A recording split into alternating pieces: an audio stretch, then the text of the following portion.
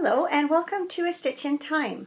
Today is Thursday, June 1st, 2017, and this is episode 20. My name is Carol and my Ravelry username is Knits and Pearls. The show notes for this and every episode can be found on the blog at astitchintimepodcast.blogspot.ca, and they can also be found in the episode thread in the Ravelry group. And you can find that by searching A Stitch in Time Podcast under the Groups tab. In the Ravelry group, we are also hosting an Agatha Christie along, which is running while I read my way through my Agatha Christie collection in order of publication. So if you'd like to join in, just knit or crochet anything Agatha Christie related, whether it's patterns that are specifically inspired by one of her characters or the name of one of her books or Agatha Christie herself, or if you can find any way to relate a pattern or a yarn choice to Agatha Christie, feel free to do so. It's very, very casual knit along. The main purpose is just to build some community and to admire each other's work.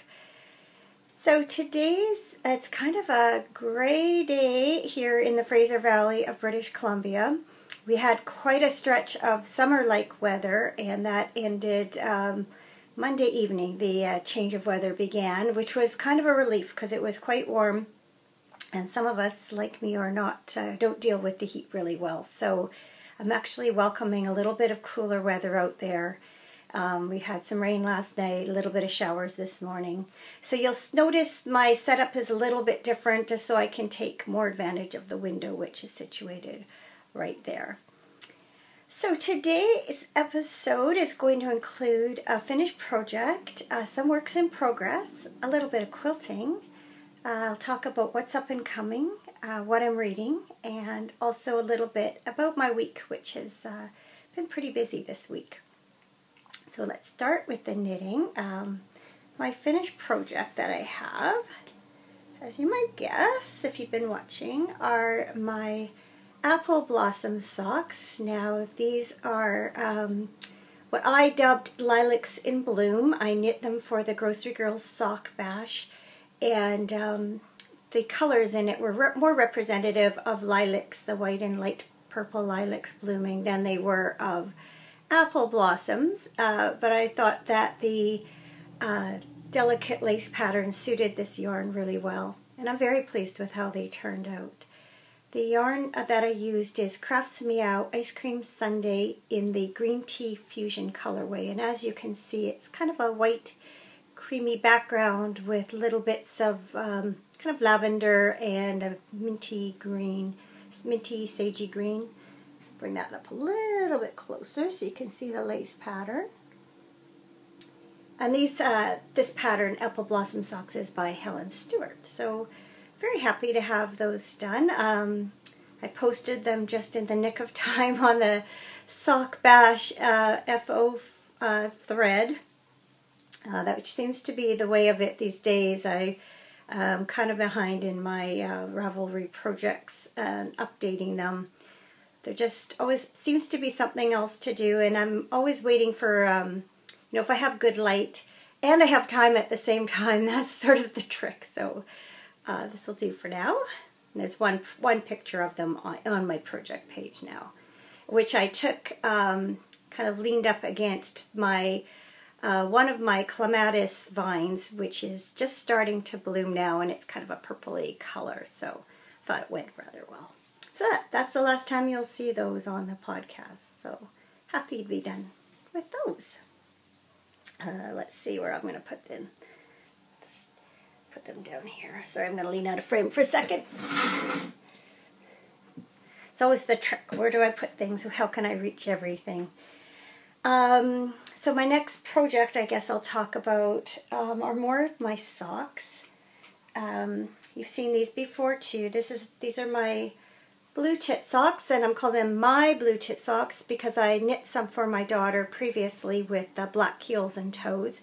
So as you can see, I'm using the coordinating yellow, goldy yellow yarn for this pair. So this sock is ready for the toe, which I'm going to do in this goldy color. And this I have a little bit more to go till I get to that point. So they're coming along.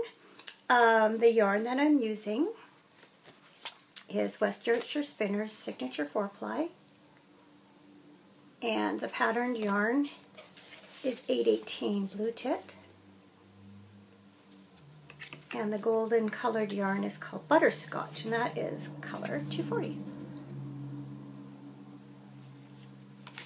So there's, I'm hoping by next week's podcast that I'll have these done. It shouldn't take me too long to finish those up. A few hours of watching television or something, and I should have them done, or yakking and knitting. That is an easy, it's an easy thing to knit on while I'm chatting. So that's that. Okay, gonna lean again, sorry, or else they're gonna fall. So what I've been working on the most this week, trying to get it done. Oops, just gonna get the pattern here so I can show you the picture. Is the Fairy Hill Shawl by Helen Stewart. And the 2-color version looks like this.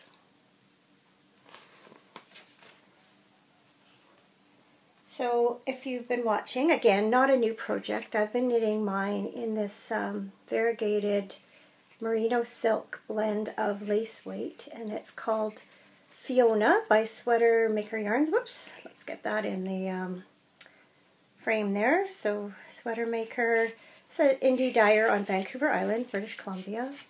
And the yarn, it's called Fiona. And as you can see, it's 2-ply lace weight merino and silk, 50-50.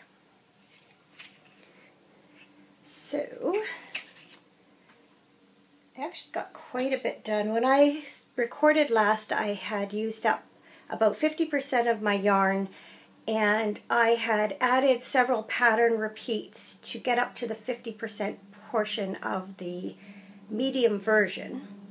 Because in my mind, I thought if I get it to where it's 50%, I'll have 50% left of the yarn, and that I would use all that up in knitting the rest of the shawl as written. And what I'm realizing is I'm actually going to have more. I'm now at about 85% of the pattern, but I still have about 26 grams left, so about 25% of my yarn left.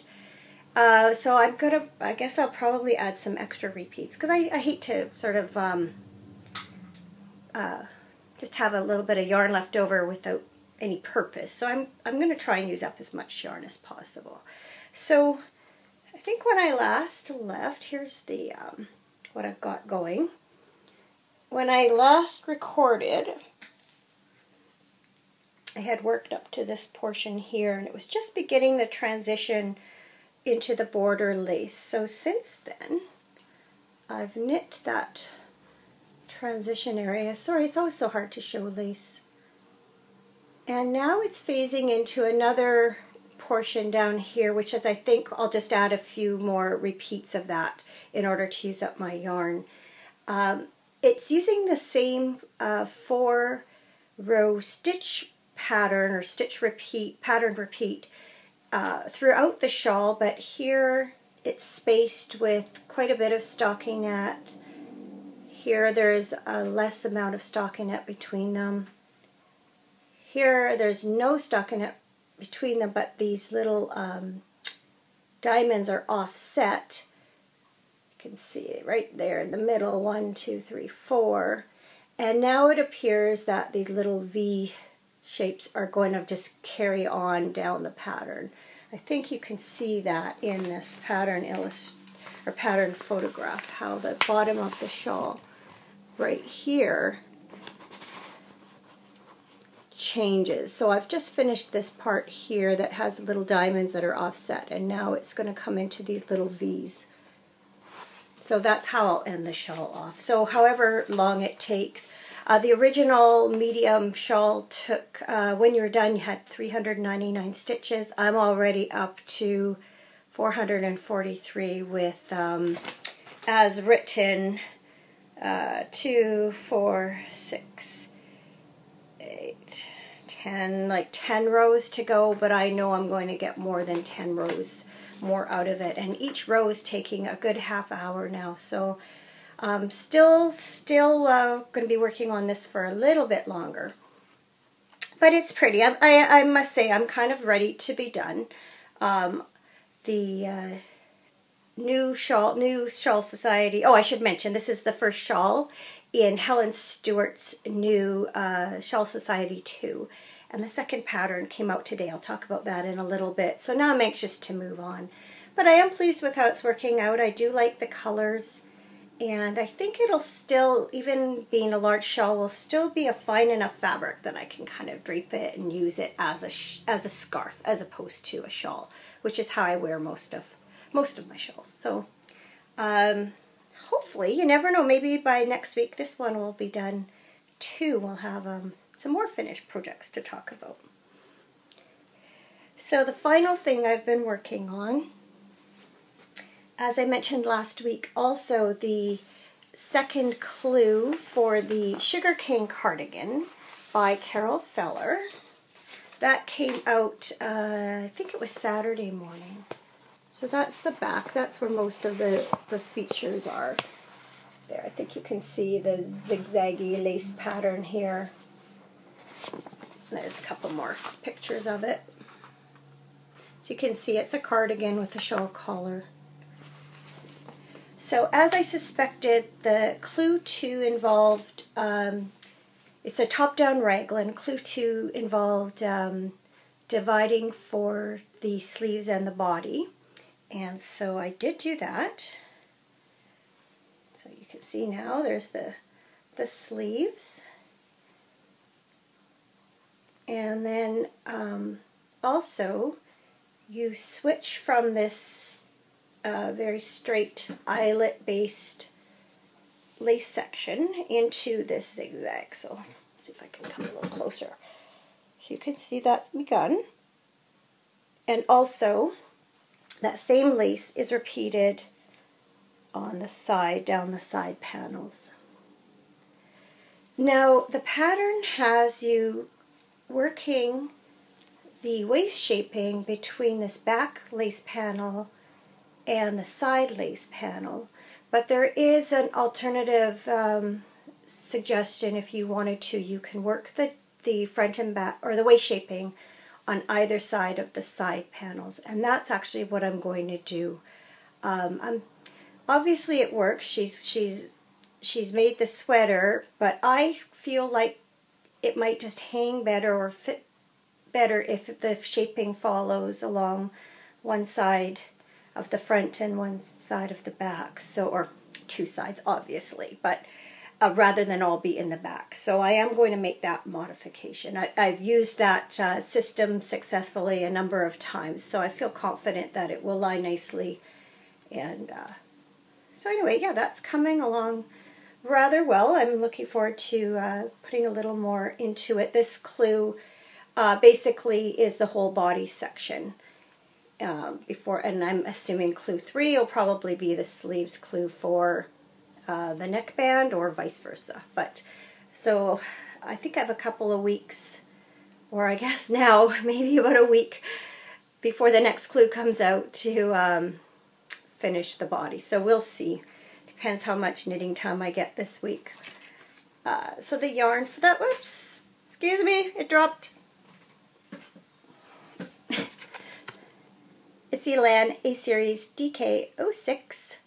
And as you can see, it's a merino and silk blend, and DK weight, and the color is number 14 Topaz Blue, which is a very good description for it. And actually that is quite an accurate depiction of it. My shirt, on the other hand, is a corally pink, so it looks like it's orange on the screen, but it's actually more pink than orange. But that, for some reason, is helping that show up better. So win some, lose some. Okay, so that's it for my knitting. Now, I did get some quilting done this week, and I'm really excited about it. I have had quilting squares done up for a little house on the Prairie quilt for myself for quite some time, but I hadn't got to the point of putting them together. So this past weekend I spent some time, and I got 2 panels out of 5 done. So this is how it's going. So you can see each square here, and I'm sewing strips of navy. I think they call it sashing. I'm sewing strips of navy to join all these six squares in a row. 6 blocks, I guess, the technical term, and then 6 blocks, and then I'm joining them with 1 long strip of sashing. So this I found, I'm just going to reach here, my book is here. This quilt pattern came out of the Quilt As You Go book, Made Modern by Jira Brandvig. Jira. And it's I think it's called Solstice Parade. Yes. Solstice Parade. And I think there's a picture of it all done up. Yeah, there you go. And there's some other versions of how you can put them together. Now, I realized after I squared up my blocks that some of my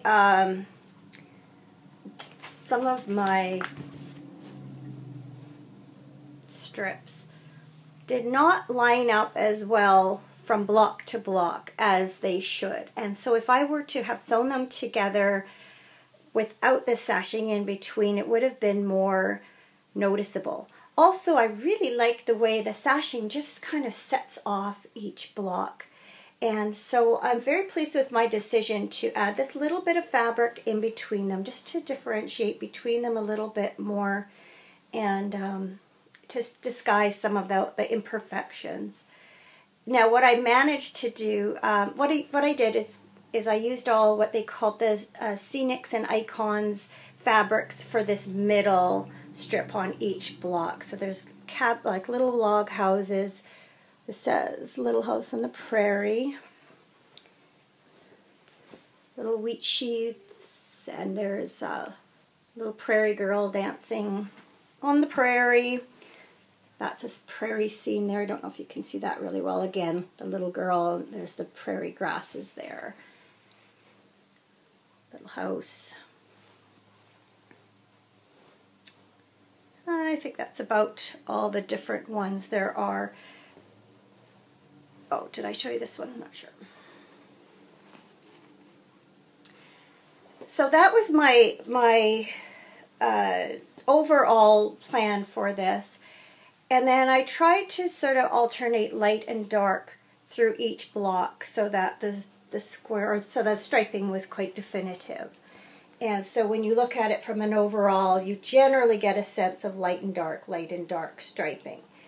I also managed, I'm not sure, with a little bit of planning, but part of it just luck. No 2 blocks are the same, and I managed to lay it out that there is nowhere where the same fabric butts up against the same fabric. Sometimes it does in terms of the fabric in a different colorway, for instance here with the pink and the yellow and this yellow and blue, but nowhere will there be a blue like this lining up beside a blue one like that. So I was really happy to be able to achieve that, because I really did want it to, I just didn't want that to happen. So I will slowly scroll through my first strip here. Just give you an idea of all the different fabrics and how they play together. And something I did which was kind of fun, just for my own sake, was I embroidered some of the characters' names on a strip throughout. So they're scattered throughout the quilt. This is Grace, that's one of the main character. Laura's her sister.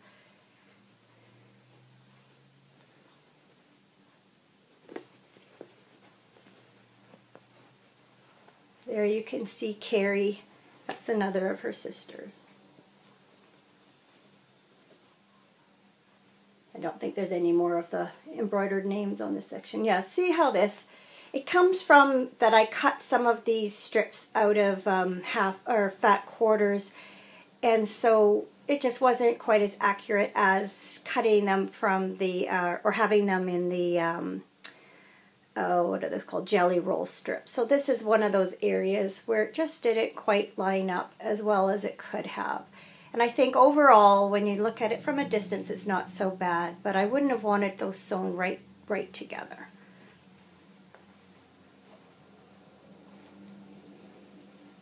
And there's the bottom. So as I say, I have 3 more strips that have to be sewn this way and then joined in. So I'm 2/5 of the way there, and then the backing fabric is this here, and then for the binding I've chosen that fabric. So I thought that went very well with the navy. So looking forward to working on that more. Not sure when that's going to happen. Maybe this weekend. I'm hoping so, because now that I've started, I really just want to see that done and be able to use it, because that one's for me. So up and coming, I mentioned that the new shawl for the Shawl Society was released today, and it is called the Sprites Fen Shawl. Let's see if I can bring that up closely. I tried to print it in color, but I'm almost out of some of the ink, and it just came up all streaky. That might give you a better look there. It's very pretty. She has 2 versions, one done with, this version is in blues and greens, and that's done in a gradient. You can see that the border is lighter than this section here. And then this is all done in one color. I haven't decided yet. I wanted to see the pattern before I made choices as far as yarn went. That's one advantage to it not being a true mystery shawl, is that you can, you can be a little bit choosier about your yarn and see how it's going to play together before you start knitting. So this is a half pie shawl, similar to the snow melt shawl. As you can see, it features some feather and fan areas, some eyelets, and then some garter sections. So I think it'll be a really nice shawl to knit, as all Helen Stewart shawls are. They're very, the stitches themselves are quite simple, straightforward, and intuitive, and yet the combination is always really lovely. So I'm looking forward to going stash diving for that. Probably later today. And then my next project that I need to start, today's June 1st, so it's time for another sock for the Grocery Girls Sock Bash. I haven't given very much thought yet to what June's sock is going to be. I have a feeling I would be best to choose some yarn that might, some self-striping or something that will reflect June to me, and then just knit a plain pair of socks. A, because I'm coming to the end of my plain stockinette socks anyway, and B, there just seems to be a lot going on right now, and some of my other knitting has, with sort of deadlines for the knit-alongs and such, so that might be the simplest way to go, although it feels like kind of a cop-out. I feel like my Sock Bash socks should have a pattern to them, so maybe I'll just try and find something really simple, like the Apple Blossom socks, that don't take much more effort than stockinette, but are a little more effort than just a plain vanilla sock. So we'll see. Stay tuned. By next recording, I should be well into those. What I'm reading this week, I'm continuing Mississippi Blood by Greg Iles. The plot is getting quite adventurous, and there's a trial going on with the main character's father on trial for murder, and so lots of action and secrets and suspense, I guess is a better word. So I'm enjoying that. I'm about halfway through it. That's on my Kindle. And then I wasn't going to start a new Agatha Christie right away, but one evening one night I couldn't sleep, and so I wanted to read something that wasn't quite so intense as the Mississippi Blood. So I pulled out Murder on the Orient Express. And I actually also have a copy of Murder in the Calais Coach, which is the same exactly the same book, only under 2 different publications, as so often seems to be the case. So the description for this is, Mr. Ratchet was found dead in his berth with a dozen stab wounds in his body. On the floor of his compartment were a lady's handkerchief and a man's pipe cleaner.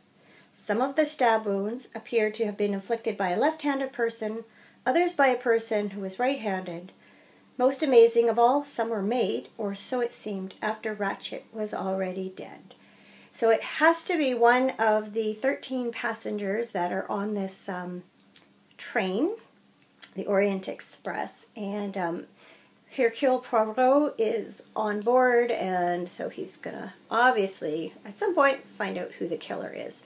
I know I've read this one under this version a few different times, so I'm only a little bit into it, but I don't remember really very much about the story at all, so that's always good. It's like reading it again for the first time. Take a little sip of my tea here. I'm using my Anna's Hummingbird cup. We hadn't seen our hummingbirds around for a while, and we have at least one female that's just started coming back this week. So maybe partly because we have our flower containers out on our back deck now, which is where the feeder is located. The other night I saw a hummingbird going from plant to plant to plant, where most of the time we just see them at the feeder. So that's encouraging to know that they're choosing natural sources of food even when the feeder is so close. So that's good. Chatting more than I thought, it's kind of going cold.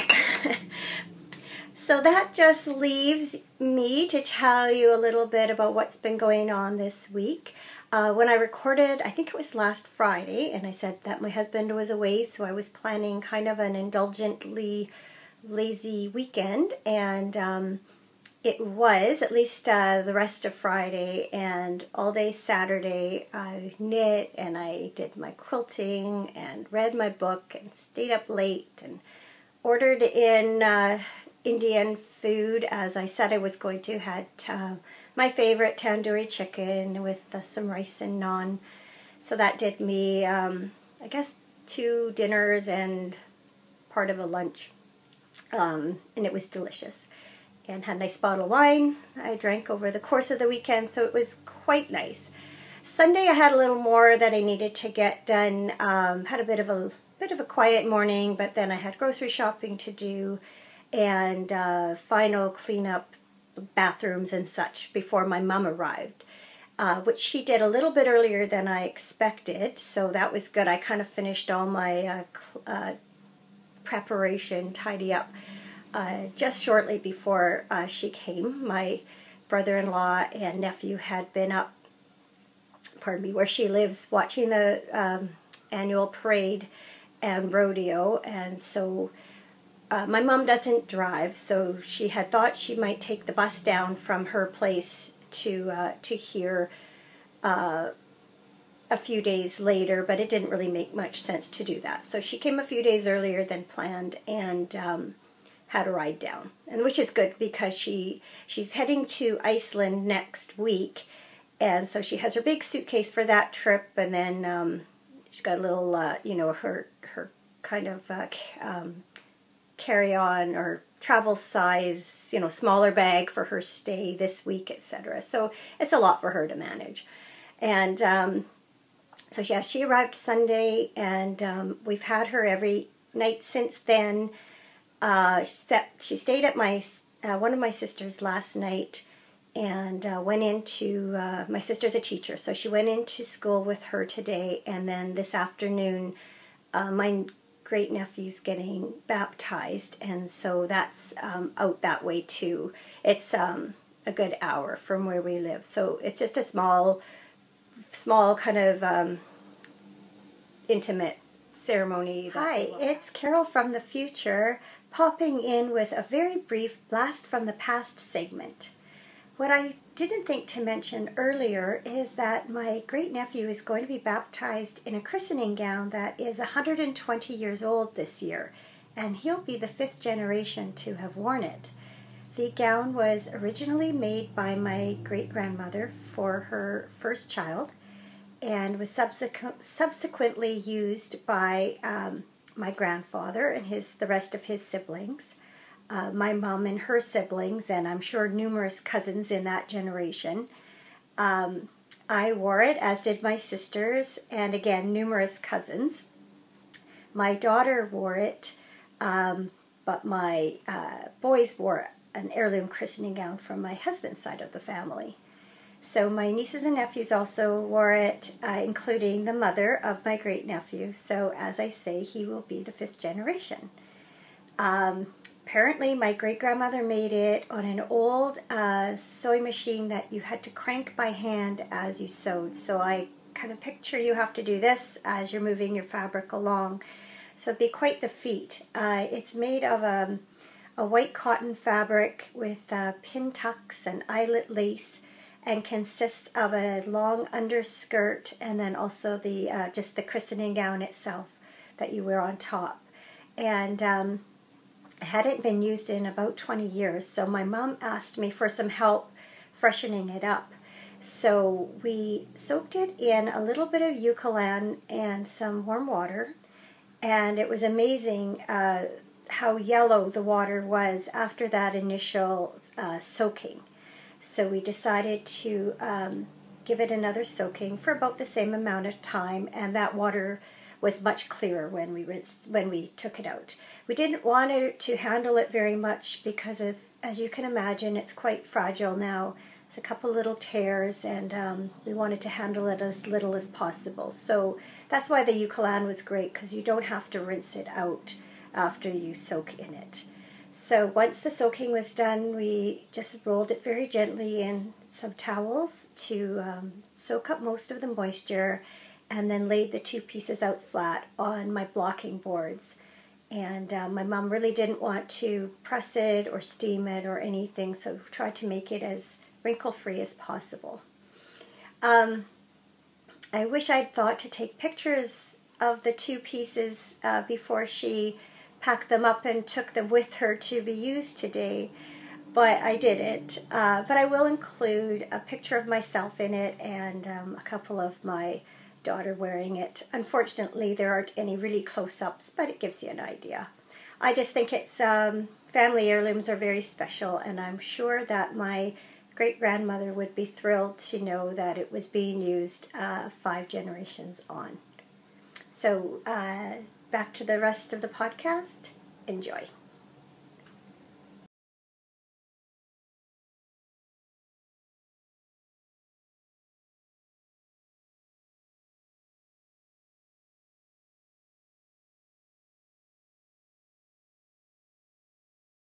And so she'll come back again tonight and spend the day with me tomorrow, and then I will take her back up to my sister's to and I get to go, and I'll get to meet my new great-nephew tomorrow night, finally.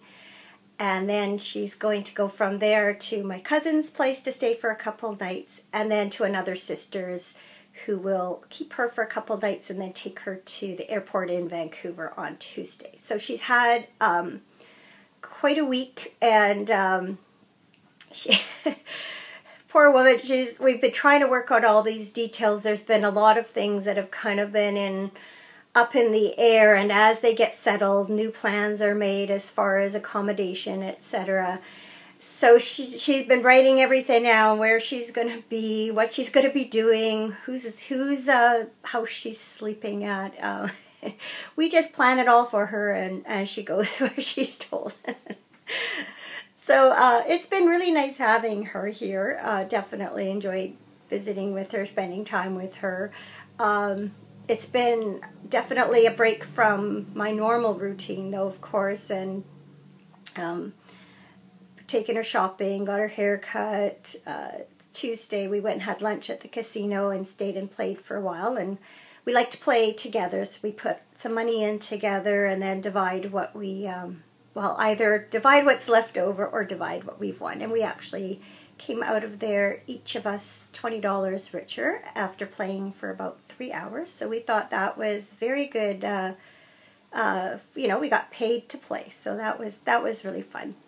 We've had our kids in and out all week coming to see Grandma, so our evenings have been busy with company, and went over to my daughter's one afternoon to see her and her kids, and so yeah, it's just been a lot of in and out, or a lot of busyness around the house. So today she's gone. It gives me a chance to podcast and gives me a bit of a chance to catch my breath before another fairly busy day tomorrow. I'm actually babysitting for a little while in the morning, and then Mom will be here, and then we'll go up to my sister's in the evening and get to meet the baby. So that'll be fun. Looking forward to that. So this weekend should signal a return to normal. Oh, did I mention we spent all day yesterday on the computer on Ancestry.com trying to solve a mystery of a document that potentially has to deal with a family member, but some of the details are kind of out of whack with what we know about this person, and that led us on a merry chase. It's amazing how much time we both love genealogical research. I haven't done much in a while, and I don't usually get a chance to work sort of with my mom because we don't live in the same place, and we're generally researching different branches of the family. So it was kind of fun to put our heads together and tackle this together. We still haven't really solved this mystery, but it was fun looking at different possibilities anyway. But oh boy, that day just flew. Before I knew it, it was supper time. We had to be out of the house before 6 for ball last night, and it's like, oh my goodness, I gotta get dinner going. And then my sister was arriving to take my mom up to her place, and it was just like, so it's nice that today's a little bit quieter. I can get some things done without too many distractions. It took me 2 days to do 3 loads of laundry. It's just, there's just so much like out of my normal routine going on, and I haven't been able to stay focused. So it's nice to have a little bit of a reprieve before my mom comes back tonight, and another, I'm sure, kind of broken up day tomorrow. But then I should be able to, life should get back to normal this coming weekend. So that'll be good. So it's just before, or just afternoon, so I'm going to say goodbye and go have some lunch while this uploads. And as far as I can see, I will record again in a week's time. So in the meantime, thank you for watching. I always appreciate seeing the downloads, so I'm glad some of you are still interested. And thanks for taking the time to write. And enjoy your week. Happy knitting, and I will talk to you soon. Goodbye.